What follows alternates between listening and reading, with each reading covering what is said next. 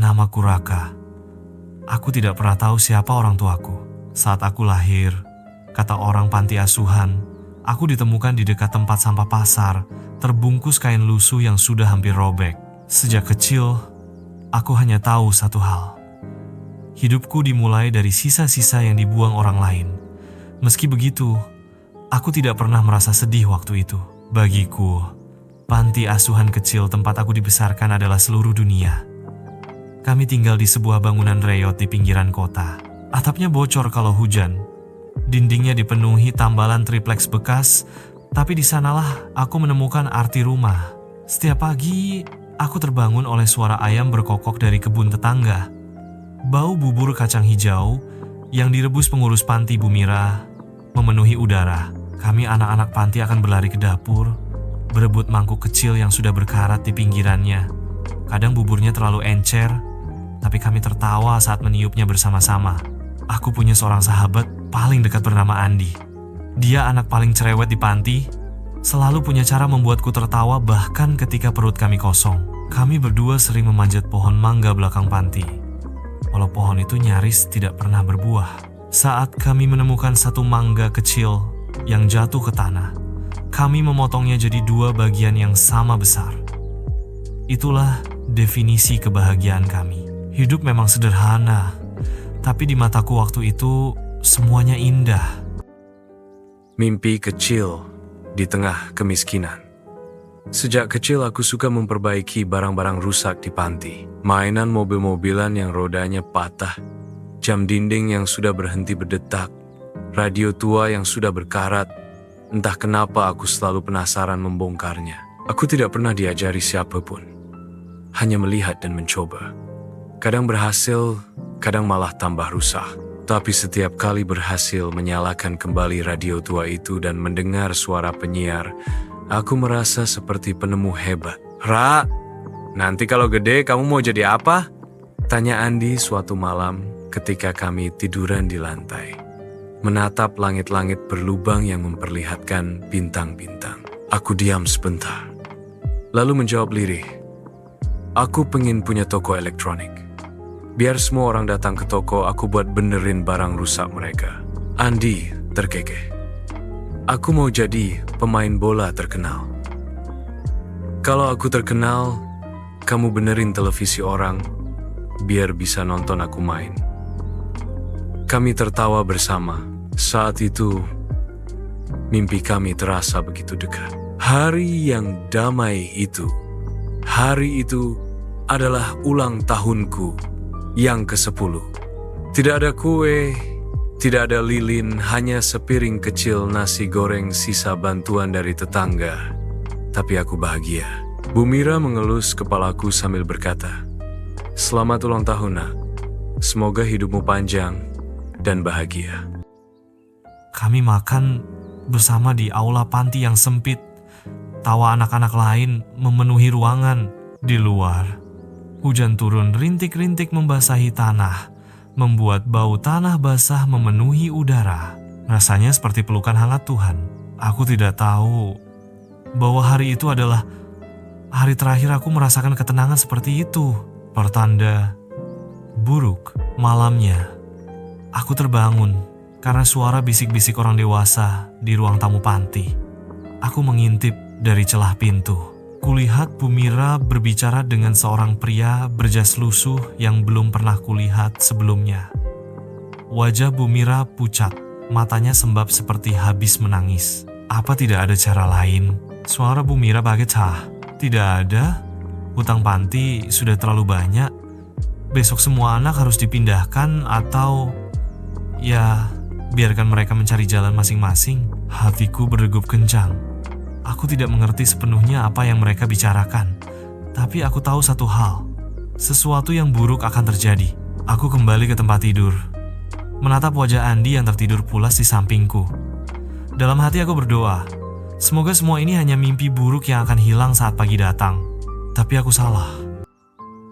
Akhir dari ketenangan, pagi itu, panti dipenuhi suara tangis. Mobil-mobil tua berhenti di depan gerbang, mengangkut anak-anak ke berbagai tempat. Ada yang diambil keluarga angkat, ada yang dibawa ke panti lain yang lebih besar, tapi kebanyakan dibiarkan begitu saja. Aku dan Andi berdiri di pojok, memeluk satu sama lain. Bu Mira menghampiriku, matanya basah. Maafkan Ibu, Raka. Ibu gak bisa apa-apa lagi. Tanpa sempat mengerti, aku sudah berada di jalanan. Hujan deras turun.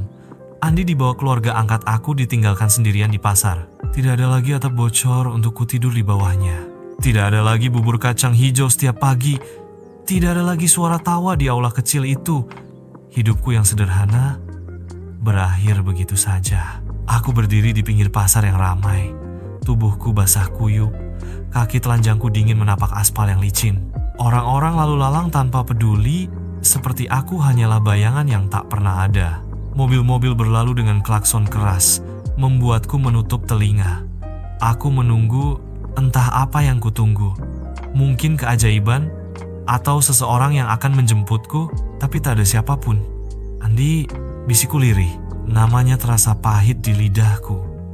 Temanku satu-satunya kini entah di mana, dibawa keluarga angkat yang bahkan tak sempat kuucapkan selamat tinggal.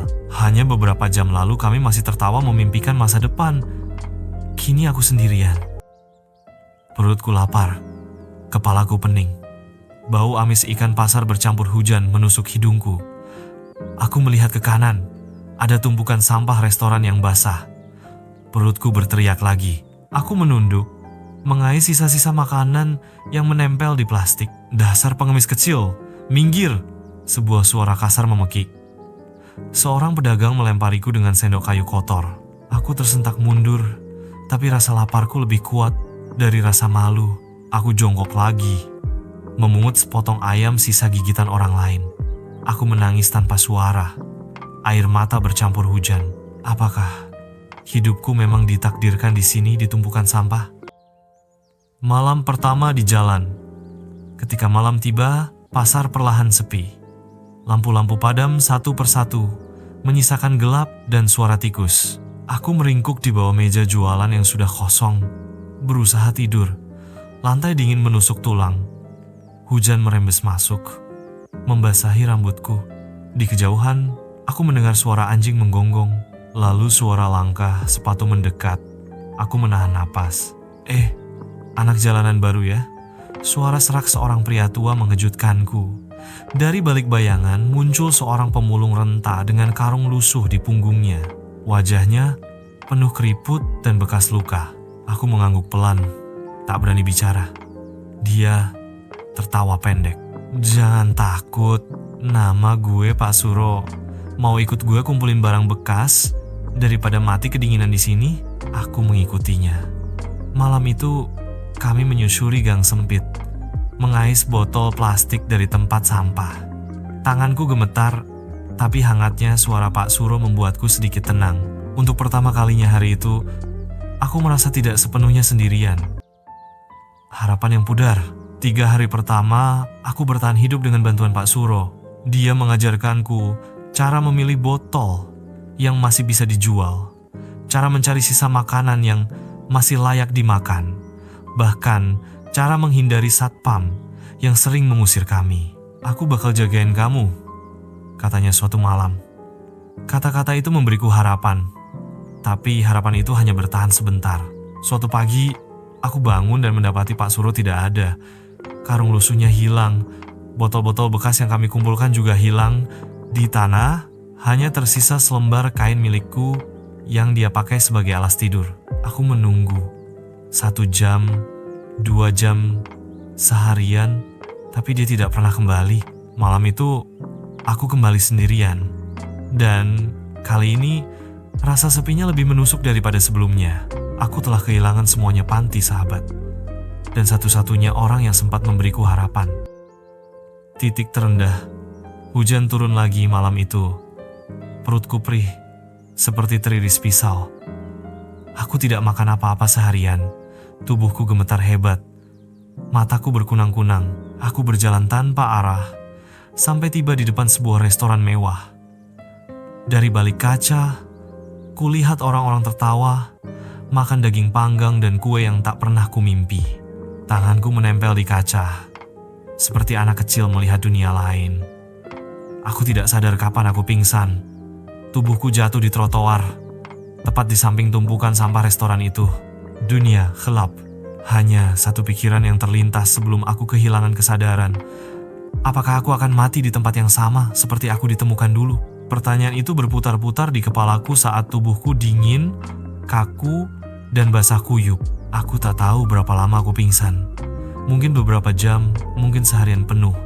Yang ku tahu hanya rasa dingin yang menusuk tulang dan perutku yang perih seperti dililit pisau. Ketika aku membuka mata, dunia buram. Lampu jalan redup, hujan masih menetes dari atap restoran. Bau amis sampah bercampur bau masakan mahal menusuk hidungku. Tubuhku menggigil. Hebat, aku hampir mati malam itu. Tapi entah kenapa, sesuatu dalam diriku menolak mati. Ada suara samar di kepalaku. Entah dari mana, kalau kau mati di sini, hidupmu benar-benar berakhir sebagai sampah. Aku mengerang pelan, mencoba bangun. Tanganku gemetar mencari pegangan. Kakiku goyah. Di depan mataku, ada genangan air kotor bercampur minyak dari dapur restoran. Aku melihat bayangan diriku sendiri. Bocah kurus, lusuh, wajah kotor penuh air mata dan lumpur. Tidak, aku gak mau begini, bisikku, sumpah. Di tengah gelap, aku menyeret tubuhku menjauh dari tumpukan sampah, mencari tempat yang sedikit kering di bawah jembatan dekat pasar. Di sana, aku duduk bersandar pada dinding beton dingin, memeluk lututku sendiri. Aku menangis tanpa suara. Malam itu aku membuat janji paling nekat yang pernah kupikirkan. Aku gak akan mati miskin. Aku gak akan mati di jalanan. Suatu hari aku bakal buktiin aku bisa hidup lebih baik. Aku bakal bikin semua orang yang buang aku nyesel. Aku tak tahu bagaimana caranya. Aku bahkan tak tahu apakah aku bisa bertahan hidup sampai besok. Tapi janji itu menancap di dadaku seperti paku yang tak bisa dicabut. Bertahan. Hari-hari berikutnya adalah neraka. Aku mengemis di lampu merah, berlari menghindari kejaran satpam, mengais sisa makanan dari tempat sampah. Kadang, aku hanya minum air hujan untuk mengganjal perut. Orang-orang memandangku seperti aku bukan manusia. Beberapa menutup hidung saat aku lewat. Beberapa melempar uang receh sambil memalingkan wajah, seolah aku hanyalah kutukan di jalanan mereka yang mewah. Pernah suatu malam, aku hampir dipukuli preman pasar karena ketahuan mengambil sisa nasi dari gerobak mereka. Aku kabur sekuat tenaga, napasku tersengal, kakiku berdarah. Aku menangis bukan karena sakit, tapi karena merasa dunia benar-benar tak punya tempat untukku. Tapi setiap kali aku ingin menyerah, aku mengingat sumpahku di bawah jembatan itu. Pertemuan tak terduga. Suatu siang, aku melihat sekelompok anak seusiaku duduk di trotoar, mengelap kaca mobil yang berhenti di lampu merah.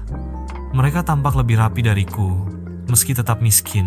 Salah satu dari mereka, anak berambut gondrong bernama Johnny, menatapku. Kamu anak baru ya? Mau ikutan ngelap kaca? Lumayan, kadang dapat 5.000, katanya sambil menyeringai. Aku ragu, tapi lapar mengalahkan gengsi. Sejak hari itu, aku ikut mereka. Pekerjaan itu berat, kadang mobil marah dan menyiram kami dengan air kotor, tapi setidaknya aku bisa beli sepotong roti setiap malam. Di antara anak-anak jalanan itu, aku merasa sedikit lebih hidup. Kami saling berbagi sisa makanan, saling menjaga kalau ada preman datang.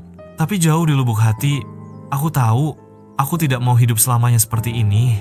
Suatu malam, saat kami semua beristirahat di kolong jembatan, aku menemukan radio rusak di tempat sampah.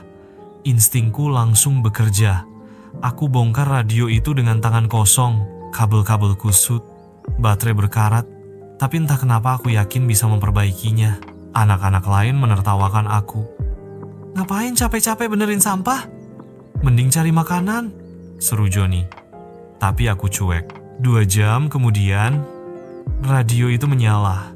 Suara penyiar samar terdengar. Selamat malam pendengar setia. Malam ini kita akan bicara tentang harapan. Aku menatap radio itu dengan mata basah. Untuk pertama kalinya sejak aku dibuang, aku merasa punya sesuatu, bakat. Aku memandang langit malam melalui celah jembatan dan berbisik, Ini jalanku. Aku bakal pakai ini buat keluar dari jalanan. Bisikan itu terus menggema di kepalaku setiap malam. Setiap kali aku memandangi radio rusak yang berhasil kuperbaiki, seolah benda kecil itu adalah bukti kalau aku bukan cuma anak buangan. Aku punya sesuatu yang bisa kulakukan. Sejak hari itu, aku mulai mengais barang-barang elektronik rusak di tempat sampah. Kipas angin patah, jam dinding mati, bahkan mainan anak yang sudah dibuang. Aku bongkar semuanya dengan tangan kosong. Jari-jariku sering berdarah kena kabel tajam atau serpihan kaca. Tapi aku tak peduli. Setiap percikan listrik kecil adalah harapan baru, keinginan pertama. Apa kamu gak capek, Rak? Johnny, anak gondrong yang dulu menawariku kerja ngelap kaca, menatapku aneh saat aku sibuk mengutak-atik kipas angin bekas. Aku mengangguk tanpa menoleh. Aku capek, tapi aku gak mau selamanya begini. Hidup di jalan, makan dari sampah, dibuang orang kayak gak punya harga. Johnny terdiam lama. Lalu pelan-pelan ia duduk di sebelahku. Kalau kamu berhasil, jangan lupakan kita ya. Aku menatapnya. Matanya basah, tapi dia tersenyum. Kita semua pengen keluar dari sini, Rak. Cuma, gak semua orang punya keberanian. Kata-katanya menancap di dadaku. Untuk pertama kalinya, aku sadar. Mimpiku bukan cuma untukku sendiri. Ada orang lain yang juga butuh harapan. Rintangan pertama, tapi dunia tidak suka melihat anak jalanan bermimpi. Suatu sore, saat aku sedang mengutak-atik jam rusak di pinggir pasar, tiba-tiba seorang preman pasar mendatangiku.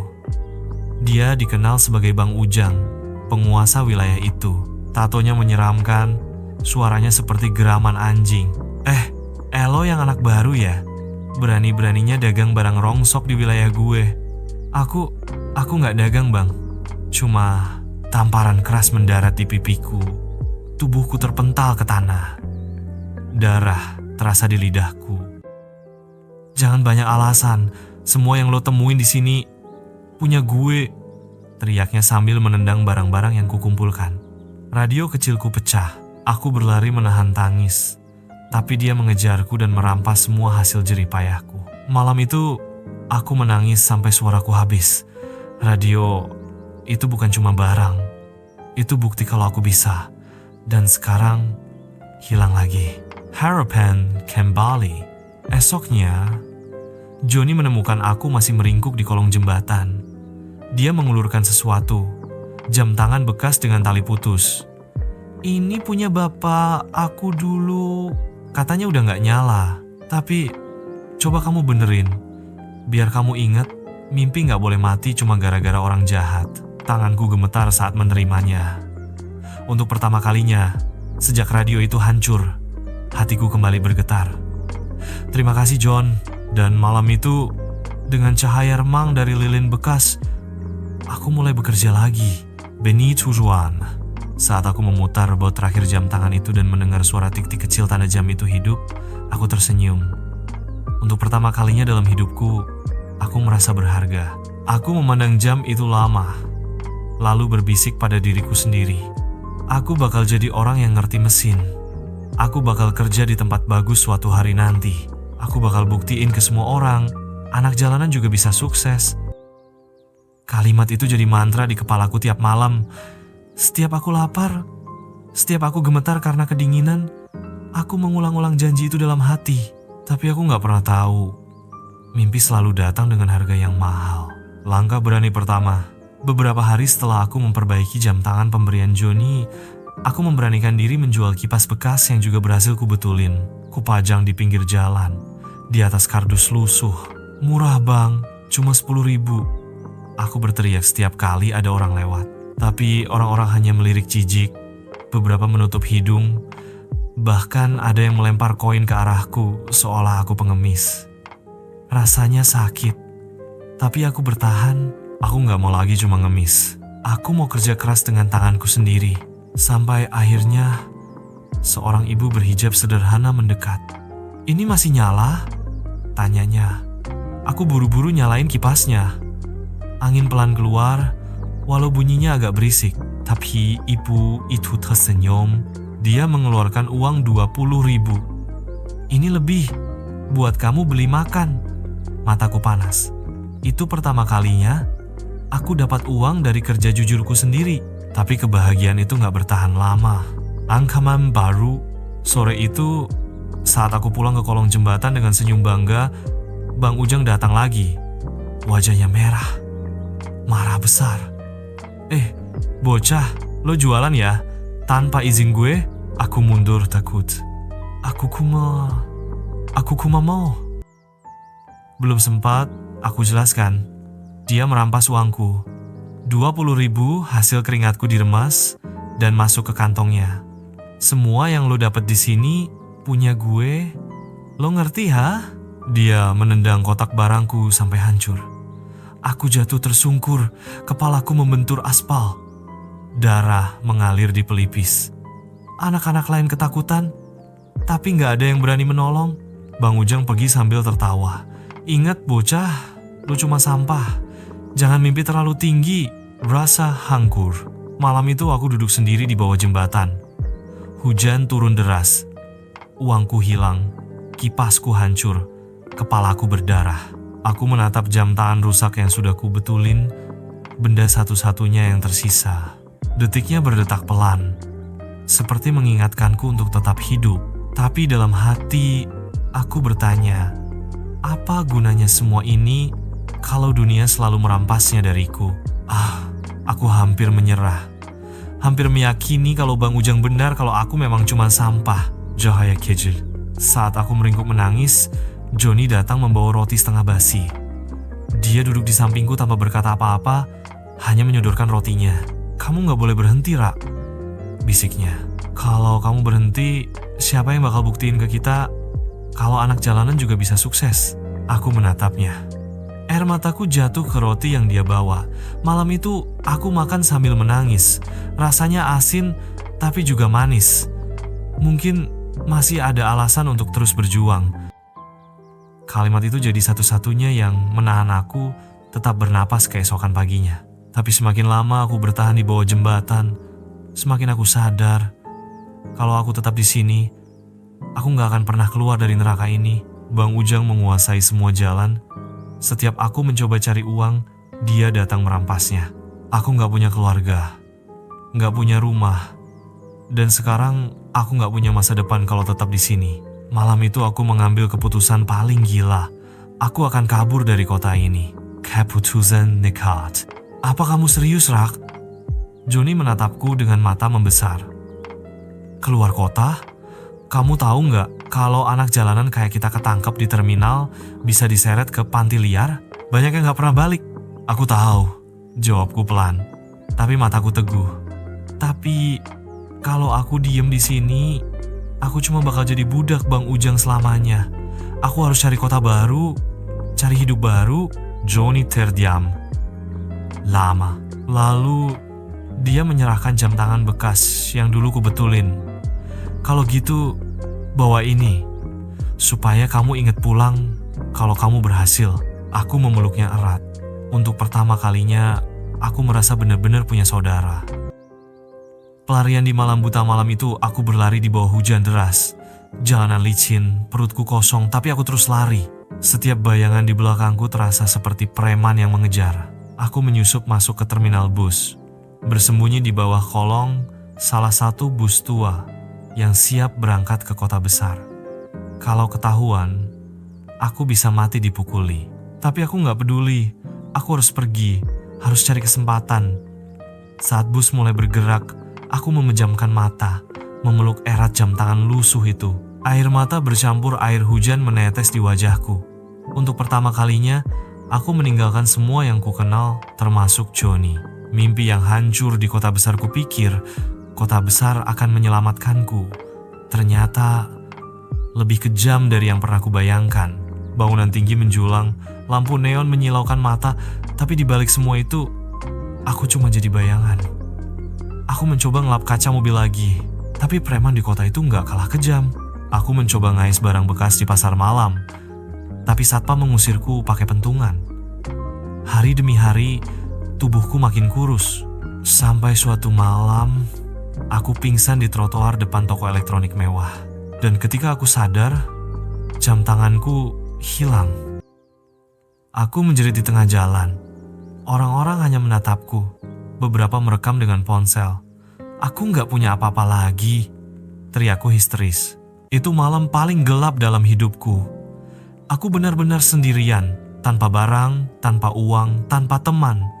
Untuk pertama kalinya, aku merasa mungkin Bang Ujang benar. Mungkin aku memang cuma sampah. Kalimat itu terus menggema di kepalaku saat aku terduduk di trotoar. Tubuhku gemetar kedinginan. Perutku kosong 3 hari. Bibirku pecah-pecah. Dan jam tangan satu-satunya yang jadi harapanku hilang dicuri orang. Hidupku benar-benar hancur. Hodang kotor. Malam itu, seorang lelaki berjaket hitam menghampiriku. Wajahnya keras, tatonya menjalar ke leher. Aku mengenalnya dari bisik-bisik anak jalanan. Rangga, tangan kanan bos preman kota besar. Bocah, mau hidup nggak? Suaranya serak tapi tajam. Aku menatapnya ragu. Kalau mau makan enak, tidur enak, lo cuma perlu satu hal, ikut gue kerja. Bayaran gede. Apa? Kerja apa? Tanyaku dengan suara hampir tak terdengar. Dia tersenyum miring. Lo gak usah tahu. Yang penting lo bakal punya duit. Banyak. Di tangannya ada segepok uang lusuh. Bau kertas itu memabukkan. Perutku yang kosong berteriak minta makan. Otakku menjerit menolak. Ini pilihan. Tetap lapar atau mengotori tangan sendiri. Aku ingat wajah Joni. Aku ingat jam tangan yang kubetulin. Aku ingat janji yang kuucapkan. Aku bakal buktiin ke semua orang. Anak jalanan juga bisa sukses. Tapi sekarang, aku gak yakin janji itu masih punya arti. Aku terlalu lapar untuk bermimpi. Gue hitung sampai 3, kata Rangga. Kalau lo gak jawab, gue tinggalin lo di sini. Mati kelaparan. 1. Dunia terasa berhenti. 2. Air mataku mengalir, jantungku berdetak kencang. 3. Keputusan aku ikut. Kata itu keluar begitu saja. Dan sejak malam itu, aku gak pernah sama lagi. Rangga membawaku ke markas kecil di gang belakang pasar gelap. Di sana, aku dipaksa melakukan pekerjaan kotor. Mengambil barang curian, jadi umpan polisi, bahkan mengelabui orang untuk mencuri dompet mereka. Setiap kali aku berhasil, aku dapat makan. Setiap kali gagal, aku dipukuli. Mimpiku perlahan mati, tapi aku masih bernapas. Suatu malam, saat aku disuruh mencuri ponsel seorang gadis kecil di stasiun, sesuatu di dalam diriku meledak. Gadis itu mirip adikku yang sudah lama hilang. Tangannya gemetar, memegang boneka lusuh. Aku gak sanggup. Aku gak mau lagi jadi monster. Aku melempar ponsel itu kembali ke gadis kecil itu dan kabur. Rangga mengejarku. Di belakangku, ku dengar suaranya menggeram. Dasar bocah gak tahu diri. Lo bakal nyesel lawan gue. Aku berlari sekuat tenaga. Kali ini bukan cuma untuk lari dari Rangga, tapi untuk lari dari diriku sendiri yang hampir berubah jadi sampah sungguhan. Aku terus berlari di tengah malam. Napasku terengah. Dada rasanya mau pecah. Setiap langkahku seperti diteriaki rasa bersalah. Aku gak mau lagi hidup seperti ini. Aku harus mengakhiri semua. Captain Sentara here. Aku tiba-tiba berhenti di depan kantor polisi tua di ujung kota. Lampunya redup, pintunya setengah terbuka. Dalam hati, aku tahu kalau aku masuk, aku bisa dibunuh preman sebelum sempat bicara. Tapi kalau aku nggak masuk, hidupku akan tetap di neraka. Aku menggenggam erat saku kosongku. Jam tangan Joni sudah hilang, tapi aku masih bisa merasakan dinginnya di kulitku, seolah mengingatkanku janji yang pernah ku buat. Kalau aku mati malam ini, setidaknya aku mati bukan sebagai sampah. Aku dorong pintu itu. Pengkhianatan terbongkar. Di ruang interogasi, aku cerita semuanya. Siapa Rangga? Siapa bosnya? Bagaimana mereka memaksa anak-anak jalanan buat jadi kriminal? Polisi awalnya ragu. Anak lusuh kayak aku mana dipercaya? Tapi aku bawa bukti. Lokasi markas, daftar barang curian yang kulihat, bahkan jadwal mereka operasi malam itu. Kapten polisi memandangku tajam. Kamu sadar kalau kamu ngomong bohong, Mereka bakal bunuh kamu sebelum kami sempat nolong. Aku mengangguk. Aku gak peduli. Yang penting mereka berhenti nyakitin anak-anak. Pertaruhan nyawa. Malam itu juga, polisi bikin penggerebekan. Mereka ajak aku buat tunjuk jalan. Tanganku gemetar waktu nunjuk gang gelap tempat Rangga biasa nongkrong. Tiba-tiba, suara peluit panjang. Preman-preman keluar. Panik. Polisi teriak, "Jangan bergerak." Suara tembakan peringatan memecah malam. Aku melihat Rangga ditangkap. Wajahnya penuh amarah. Matanya menusukku. "Dasar pengkhianat. Gue bakal cari lo kalau gue keluar." Aku cuma diam. Untuk pertama kalinya, aku gak takut lagi. Setelah semua selesai, polisi bawa aku ke dinas sosial. Mereka kasih aku makanan panas pertama setelah berminggu-minggu. Nasi, ayam goreng, dan teh manis hangat. Aku nangis sambil makan. Bukan karena lapar, tapi karena rasanya kayak akhir dari mimpi buruk panjangku. Besoknya, aku dibawa ke panti binaan resmi, bukan panti liar. Di sana aku ketemu anak-anak lain yang juga selamat. Dan aku ketemu lagi sama Joni. Dia juga berhasil kabur dari Bang Ujang dan masuk ke panti ini seminggu lalu. Kami berpelukan lama, tanpa kata-kata. Untuk pertama kalinya, aku punya harapan. Kalimat itu terus terngiang saat aku bangun di ranjang sederhana panti binaan. Dindingnya putih polos, ada suara tawa anak-anak di halaman. Rasanya aneh. Setelah sekian lama hidup di jalan, aku gak harus bangun sambil waspada takut dipukul preman. Tapi di dalam hati, bekas luka itu masih ada. Bayang-bayang masa lalu. Setiap malam, aku masih mimpi buruk. Suara Rangga yang teriak "dasar pengkhianat" masih menghantui telingaku. Kadang, aku kaget sendiri kalau dengar suara keras. Refleks menutup kepala seperti mau dipukul. Suatu pagi, pengasuh panti Bu Ratna duduk di sebelahku. "Kamu aman di sini, Nak," katanya lembut. "Tapi kalau kamu terus takut, kamu gak akan bisa maju. Mau coba mulai sesuatu yang baru?" Aku mengangguk pelan. Entah kenapa, aku percaya padanya. Di panti itu ada bengkel kecil tempat anak-anak belajar reparasi barang bekas. Aku mulai ikut. Awalnya cuma karena penasaran. Tapi begitu aku pegang obeng dan bongkar radio rusak, rasanya seperti pulang. Aku ingat dulu sering betulin jam tangan Joni dan ternyata aku punya bakat di bidang ini. Setiap hari aku belajar. Dari nyambung kabel sampai pasang ulang komponen. Barang-barang bekas yang orang buang bisa aku hidupkan lagi. "Kamu punya tangan ajaib, Ra," kata Bu Ratna suatu hari. "Ini bisa jadi masa depanmu." Kabar mengejutkan. Beberapa bulan berlalu. Luka-luka di tubuhku sembuh, luka di hati perlahan menutup. Aku mulai percaya diri lagi. Sampai suatu siang, polisi datang ke panti.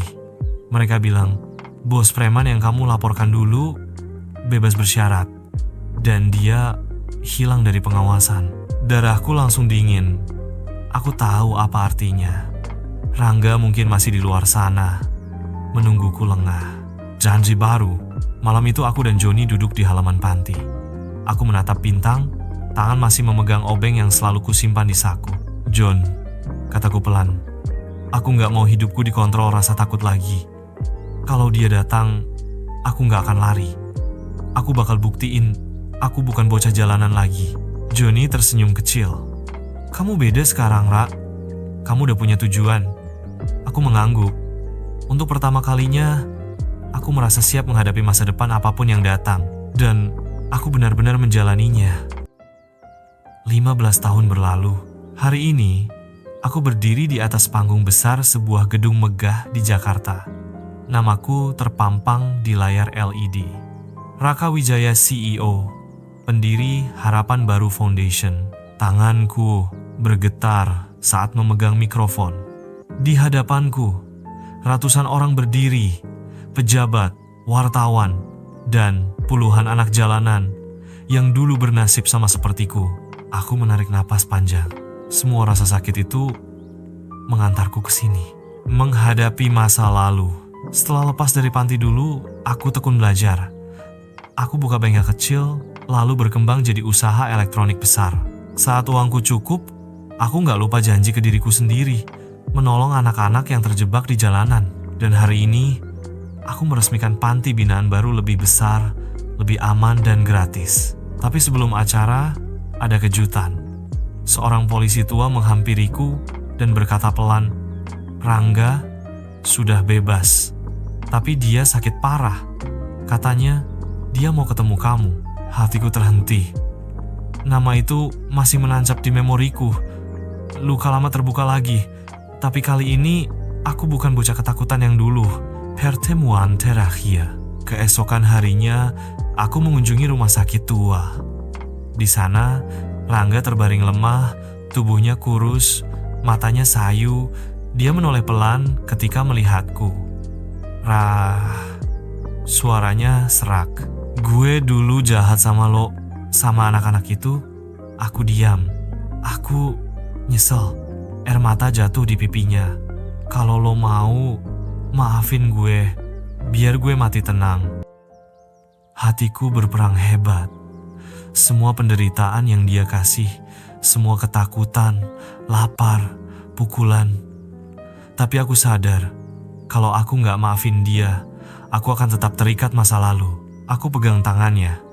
"Aku maafin, tapi bukan buat kamu, buat aku sendiri." Dia tersenyum tipis. Beberapa detik kemudian, detak jantungnya berhenti. Hari peresmian panti, aku berdiri bersama Joni, sahabat yang tetap bersamaku sampai sekarang. Anak-anak bersorak, menatap ke langit yang cerah. "Aku dulu benci masa laluku," kataku ke mereka. "Tapi tanpa semua itu, aku gak akan berdiri di sini. Kalian semua berhak punya kesempatan kedua. Jangan biarkan masa lalu kalian yang memutuskan masa depan kalian." Anak-anak bertepuk tangan, sebagian menangis. Aku menatap langit biru di atas kepala. Rasanya, untuk pertama kali dalam hidupku, aku benar-benar bebas.